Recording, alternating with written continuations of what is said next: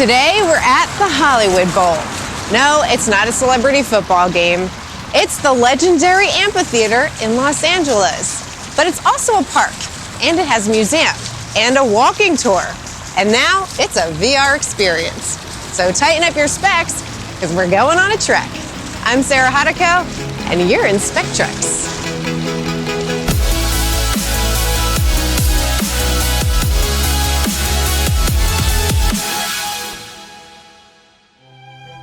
Throughout its 100-year history, the Hollywood Bowl has been a premier destination where many iconic artists have performed, from Ella Fitzgerald and Aerosmith to John Williams and the LA Philharmonic. There are 10 stops in the park where you can learn about its history, architecture, and environment. This fountain at the entrance of the park was designed by George Stanley, who also created the Oscar of Academy Awards fame.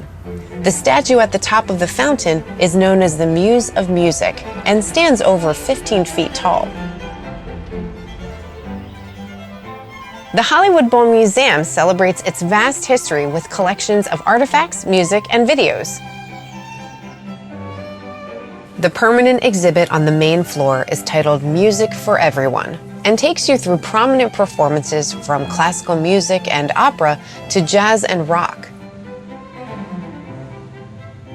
You can see how the shell over the stage has changed over the years and how the venue has influenced film and TV.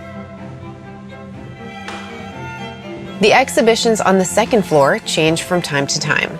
This one, titled Tapes Rolling, focuses on entrepreneur and audiophile David Swedlow, who produced over 1,500 reel-to-reel recordings of the LA Philharmonic in the 1950s. Now we get to experience his rare collection of live music and memorabilia.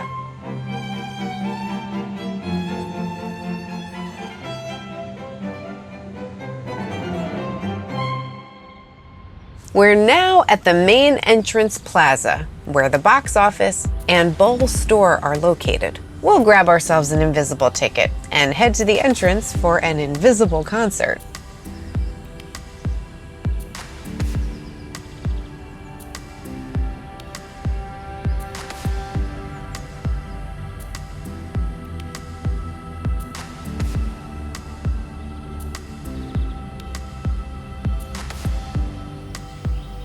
We're headed up to a very interesting part of history, overlooking Cahuenga Pass. Legend has it that back in 1864, over $200,000 in treasure was stolen from Mexico, smuggled here to LA, and hidden somewhere out there. The only thing I can see is traffic on the 101. Although there is quite a bit of concrete, there's plenty of nature to see. The bowl is home to a variety of native plants, including the holly plant, which is where the name Hollywood came from. Bet you didn't know that. Animals that live here include coyotes, possums, hawks, owls, and snakes. All right, it's finally time to check out this acoustic sanctuary.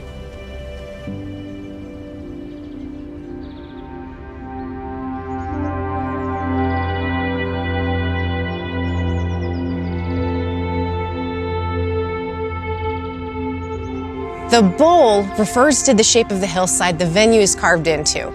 It's one of the world's largest natural amphitheaters, and it seats almost 18,000 people.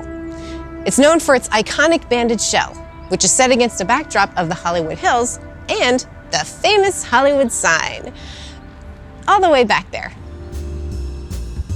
The Beatles first played here in 1964. The noise from the crowd was so loud, you couldn't hear sound from the stage. Fireworks are also a big part of the bowl tradition. Each show averages over 1,600 explosions. The bowl has had 5 different shell designs since 1926. 2 of them were actually designed by Lloyd Wright, Frank Lloyd Wright's eldest son. This lower section is divided into garden boxes and terrace boxes in classic 1930s style.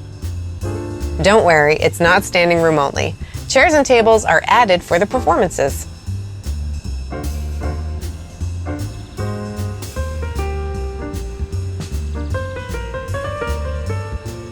This area in front of the stage is known as the pool circle because it used to be a large reflecting pool.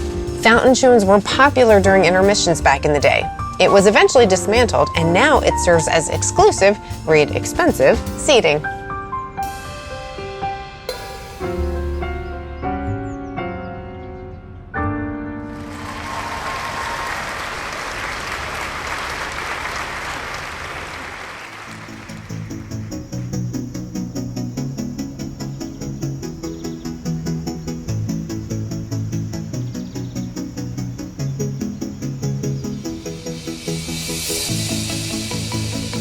A lot of people don't know that the bowl is open to the public when there's not a show happening.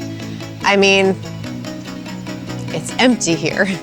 So come sing your little heart out where mostly no one will hear you, and enjoy this LA landmark in solitude. I highly recommend it.